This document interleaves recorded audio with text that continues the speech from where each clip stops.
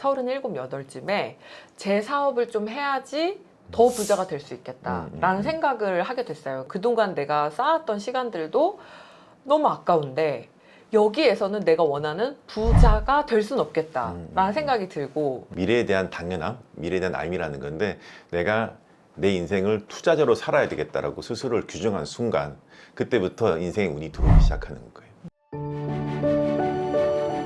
안녕하세요 여러분, 이하영의 프레젠트의 이하영 작가입니다. 제가 인터뷰를 늘 하는 입장이었는데 오늘은 반대로 제가 질문을 하는 시간을 가지도록 하겠습니다. 왜냐? 저희 이하영의 프레젠트에 너무나 유명한 분을 모셨기 때문입니다. 당자님을 모셔왔습니다. 여러분 큰 박수 부탁드리겠습니다. 안녕하세요. 반갑습니다.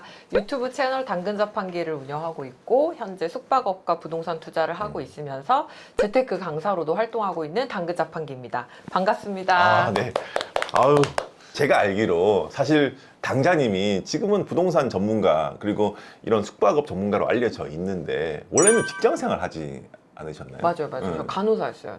그래요? 외과 중환자실 간호사 12년 근무했어요. 그래요? 네. 그런 직장 생활을 하다가 어떻게 하다가 이렇게 부동산 임대업? 부동산 전문가가 되셨어요? 제가 33살까지 나는 죽을 때까지 간호사를 한다 라고 생각을 하면서 살다가 정말 우연히 저희 집에 빚이 1억이 생기게 돼요. 그 빚이 1억이 생기면서 그걸 계기로 나 지금까지 뭐하고 살았지? 왜냐면 그때까지 한 8년 차 정도 근무를 했었을 때였는데 돈이 하나도 없는 거예요. 그때 아까 좀 경제적 각성이 됐고 지금까지 살던 대로 살면 안 되겠다. 그때 제가 다니던 병원에 이렇게 좀 고층에서 일을 했는데 바깥을 내려다 보니까 너무나도 많은 아파트가 있는데 왜 나는 이 중에 아파트 하나도 갖지 못할까? 도대체 어떻게 살았길래 나와는 다른 삶을 살까? 그때 또 저희가 아이가 아팠거든요. 이제 40이 딱 되려고 하는 시점에 37, 8쯤에 제 사업을 좀 해야지 더 부자가 될 수 있겠다라는 생각을 하게 됐어요. 그동안 내가 쌓았던 시간들도 너무 아까운데 여기에서는 내가 원하는 부자가 될 수는 없겠다라는 생각이 들고, 그런데 내가 나이가 조금 더 들게 되면 나는 진짜로 못하겠다는 생각이 들더라고요. 그래서 30대에 시도라도 해보자.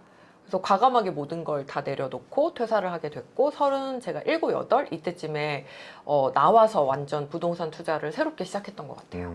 본격적으로. 대표님 채널에 보면 그런 이야기를 많이 해요. 내가 뭔가가 부자가 되고 싶다. 내가 성공하고 싶다. 성공에 대한 그런 화금 같은 이야기도 많이 하시더라고요. 네. 근데 제일 중요한 게 나 부자가 돼야지, 나 성공해야지 이게 아니라 난 이미 성공한 사람이라는 현재 완료 형태로 이야기를 하라는 말씀을 하시더라고요. 그때 보니까 그렇게 말씀하신 이유는 뭐라고 생각하세요? 저는 이제 원장님 채널에서 얘기하셨던 거랑 너무 그 말이 딱 맞아 떨어져가지고 제가 박수를 막 이렇게 쳤었는데 무슨 얘기냐면 과거에서 현재에서 미래로 가는 것이 아니라 미래에서 현재에서 과거로 온다. 그런 얘기 하셨죠. 맞아요. 저는 그러니까 저도 이거를 어느 순간 깨닫게 된 거예요. 그래서 미래가 오게끔 만들면 되겠다. 그래서 제가 미래 완료형으로 계속 얘기를 하는 거예요. 됐다, 했다, 되었네, 가졌다 이런 식으로. 그래서 저도 몰랐거든요. 근데 그 미래를 제가 당기고 있다라는, 그러니까 제 미래를 계속 갖고 오고 그 미래를 만들어 가고 있다라는 생각이 들더라고요. 왜냐하면 그렇게라도 얘기를 해야지 내가 뭔가 확실히 설 것 같아서 사실은 완료형으로 이야기를 했던 거거든요. 우리 작가님 채널을 보면서 내가 이렇게 하고 있었구나. 그걸 이제 알게 됐죠. 맞아요. 근데 제가 늘 하는 이야기지만은 시간은 과거, 현재, 미래로 흘러가는 게 아니라 미래, 현재, 과거로 펼쳐지는 거거든요. 맞아요. 진짜. 지금 현 순간도 이미 과거가 돼버렸잖아요. 지금 현재라고 콕 집는 순간 과거가 돼버렸고, 그럼 지금의 현재를 뭐가 만들고 있을까? 미래가 만들고 있거든요. 그래서 그 미래를 잘 인식하는 게 아까 말씀하신 대로 상상하고 현재 완료로 이야기하는 거고, 그리고 제일 중요한 것은 우리가 확언하고 상상하고 이런 것들이 뭐냐면 미래의 언어로 현재를 사는 거거든요. 내가 어떤 미래의 언어를 쓸지 그 미리 지금 경험하는 게 미래의 어떤 인식을 통해서 현재를 펼쳐내는 건데, 그런 거를 완료 형태로 하는 거는 되게 좋은 습관인 것 같아요. 저 당자님 말씀 들으면서 좀 궁금한 게 있는데, 당자님처럼 성공하는 사람은 또 극소수잖아요. 어떤 게 좀 중요했다고 보시나요? 그 시점에서? 아까 전에 이제 얘기를 그 작가님이랑 하면서 제가 느꼈는데 실력이랑 그리고 그 쌓아가는 시간들이 중요한 것 같아요. 제가 퇴사를 결심을 하려고 했었던 시점에 제가 다니고 있던 병원에서 무슨 소문이 났냐면 어디 중환자실을 가면 그 중환자실은 한가해서 간호사가 자기 노트북을 갖고 와서 자기 일을 한다. 이런 소문이 났대요. 왜냐하면 저는 근무가 끝나고 나서 얼추 일이 정리가 되면은 제 노트북으로 물건을 검색하고 내일 어디 이제 이런 것들을 하고 있었거든요. 근데 그런 소문이 난다고 들었을 때 제가 바깥에서 보는 저의 모습을 처음 인지한 거예요. 아, 나는 간호사가 아니라 이미 투자자로 살고 있구나. 그때 깨달음을 얻었던 게 아, 그럼 나 이제 한번 해봐도 되지 않을까? 그런 생각을 딱 했던 것 같아요. 그래서 저도 모르게 제가 준비를 하고 있었고 그 준비가 실력으로 완성이 됐다고 느껴져 어느 시점에 퇴사를 해야겠다라는 확신이 섰던 것 같아요. 미래에 대한 당연함, 미래에 대한 알미라는 건데 내가 내 인생을 투자자로 살아야 되겠다라고 스스로를 규정한 순간 그때부터 인생의 운이 들어오기 시작하는 거예요. 투자자로서 길을 딱 가겠다 마음 먹었으면 그 눈을 가지고 세상을 보면 투자자로서의 길이 보이기 시작해요. 투자자로서의 어떤 눈도 보이고 근데 간호사로서 살기 시작하면 간호사로서의 세상이 보이기 시작하는 거예요. 그게 우리가 렌즈를 어떤 렌즈를 끼고 사는가에 따라서 세상은 다르게 보이기 시작하는데 투자자의 렌즈를 끼면 세상 모든 건물이 투자 맞아요. 대상으로 보이기 맞아요. 시작하잖아요. 미치겠어요. 그걸 통해서 어쨌든 당자님은 부자가 되는 것을 목표로 잡으셨고 네. 지금 부자로 살고 계시잖아요. 그러면 그런 과정에서 어떤 시행착오와 어떤 실패와 어떤 그런 과정을 겪으셨는지 조금 저희 채널에 좀 짧게 이야기 좀 네. 해주십시오. 시행착오라고 하면은 저도 이제 처음에 퇴사를 하고 나서 제 사업을 해야겠다라고 생각을 했을 때 레버리지 하는 방법을 몰랐던 것 같아요. 그러다 보니까 이제 시간이라든지 인력이라든지 경험이라든지 그 모든 것들을 제가 다 해야 된다고만 생각을 했던 거죠. 그러니까는 너무 힘든 거예요. 몸이 고통스럽고. 그리고 일은 커지진 않고 그냥 제가 하던 데서만 맨날 맴돌기만 하고 그 무엇보다 이제 돈을 레버리지하는 대출을 가져다 쓰는 거에 대한 공포도 줄여야겠다. 이렇게 하면서 처음에는 쓰지 못했던 직원을 뽑는다든지 그리고 이제 시간을 레버리지 한다든지 그리고 나중에는 돈도 갖다가 이제 대출을 엄청나게 많이 감당할 수 있을까 싶은 정도 태어나서 한 번도 해본 적 없는 몇십억의 대출을 이제 일으키면서 아, 이렇게 확장해 가는구나를 배웠던 것 같아요. 근데 처음에 전부 다 내가 갖고 있는 거 안에서만 하려고 했었다는 시행착오가 있었던 것 같아요. 그래서 레버리지가 진짜 중요한 거예요. 아까 말씀하신 대로 시간의 레버리지라든지 어떤 돈의 레버리지라든지 또 인간의 레버리지 같은 것도 굉장히 중요한데 레버리지가 레버를 가지고 사용한 힘을 레버리지라 그러거든요. 네. 근데 사람들은 착각하는 게 뭐냐면 레버의 길이만 길게 하면 레버리지가 좋아질 거라는 착각에 빠져 있는 거예요. 근데 레버의 길이는 대출을 받으면 길게 만들 수가 있는데 그 레버는 약간 유리 짝대기 같은 거예요. 근데 그 유리 짝대기를 단단하게 만들어주는 게 시행착오나 경험 같은 거예요. 그 경험이 없으면 이 레버의 단단함이 떨어지기 때문에 그 레버를 가지고 힘을 일으킬 수가 없는 거예요. 근데 제일 중요한 거는 그 쌓아가는 과정에서 어떻게 보면 3교대도 하시고 그리고 맞아요. 육아도 하시고 맞아요. 아이도 몇 명? 두 명이요. 2명 있으신데 그런 힘든 과정 속에서 어떻게 그런 걸 쌓을 수 있는 용기와 열정과 의지와 노력을 하셨는지 좀 궁금하거든요. 그러니까 결국은 제가 직장 생활을 그렇게 오랫동안 하고 열심히 살았음에도 불구하고 어느 날 빚이 생겼고 그리고 이 빚을 갚을 수 있는 통장 잔고가 없다라는 걸 인지한 다음부터 이렇게 살면 안 되겠다라는 생각을 했어요. 그때 제가 했던 게 첫 번째로 책을 한 100권 정도를 읽었던 것 같아요. 3개월 동안. 그리고 두 번째로 했던 일이 집에 있는 물건들을 다 정리했어요. 완전 저는 집을 가득 채우고 살았었는데 엄청나게 많은 물건들을 정리하면서 미니멀리스트가 됐죠. 세 번째로 할 수 있는 모든 것들을 시작해본다. 그래서 주식 공부도 처음에 해보고 나랑 맞지 않네.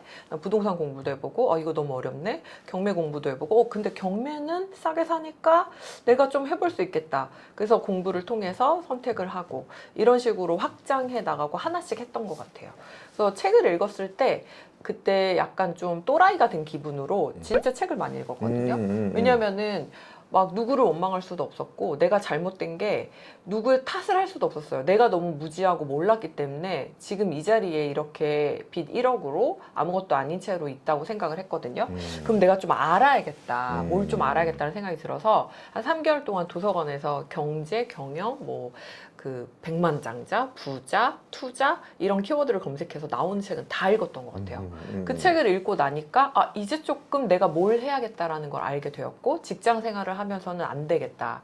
그러면 일단 당분간 내 직장 생활이라는 걸 유지하면서 현금 흐름도 만들어보고 자산도 쌓아보고 이제 이런 플랜들을 하나씩 세워봤던 것 같아요.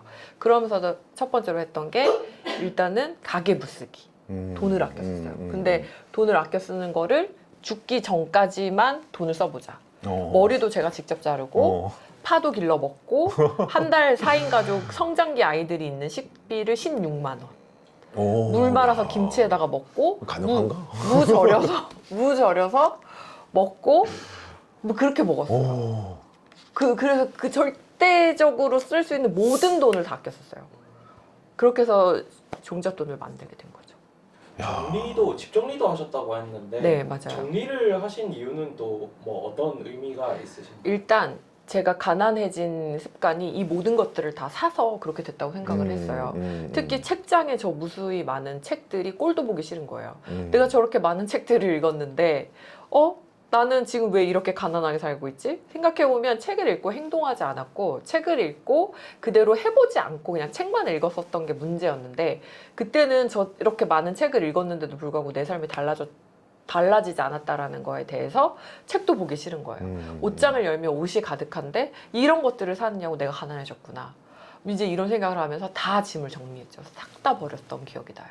아, 대단하시다 진짜. 어떻게 보면 인간이 살 수 있는 것 중에 가장 가치 있는 게 뭐냐면 시간이거든. 우리의 삶은 시간으로 이루어져 있으니까. 그래서 부자들은 남의 시간을 사는데 돈은 절대 안 아껴. 그러니까 내가 내 시간 들여서 머리를 깎지 않고 남의 시간을 사가지고 그 사람의 시간을 통해서 내 머리를 깎는 이유가 그 사람의 시간을 사고 나는 머리를 깎는 동안 카톡을 하고 사업을 하고 여러 가지 것들을 할 수가 있죠. 내 시간을 보내기 위해서 남의 시간을 사는 그게 인간이 소비하는 가장 가치 있는 거라 생각을 하거든요. 네. 그래서 사실은 돈이라는 거는 골드잖아. 그리고 시간은 다이아몬드잖아. 가난한 사람들은 시간을 투자해서 돈을 벌잖아요. 네. 다이아몬드를 투자해서 골드를 벌어. 사실 반대가 돼야 돼. 사실 더 중요한 게 시간이기 때문에 골드로 다이아몬드를 사야 되는 게 맞다 생각을 하거든요. 그래서 나중에선 대부분 사람들이 제 주변에도 부자인 친구들이 많은데 그 친구들은 항상 그런 이야기 많이 해요. 남의 시간을 아웃소싱해서 사서 나는 여유 있게 살고 싶다.